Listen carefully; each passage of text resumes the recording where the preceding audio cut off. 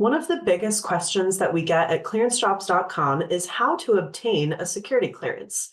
So a security clearance really refers to eligibility to access classified information, and you can't get a clearance or access on your own. That's another big question that we get. Can I pay for my own clearance? And you cannot.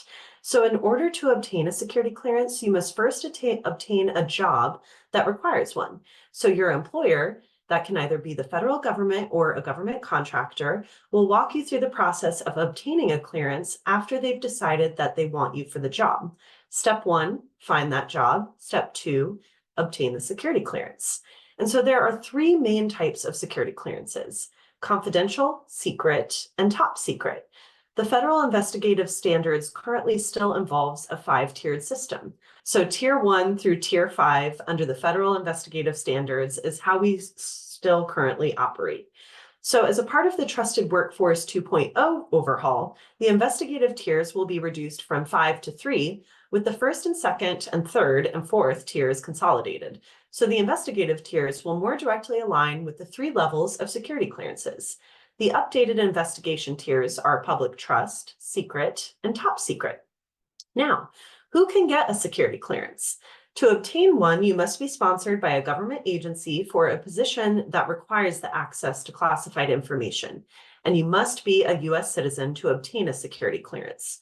Many individuals are under the false impression that they get to keep their clearance after they separate from military service or leave a cleared job. It's important to note that at any time, a clearance is under the purview of the government. What the government giveth, the government may take away. So policy dictates that a clearance is current for a period of 2 years after leaving service or a position that requires the access to classified information.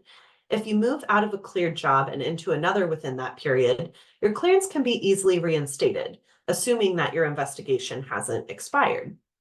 So under the Trusted Workforce 2.0 initiative is the move from episodic reinvestigations of security clearance eligibility to a continuous vetting model.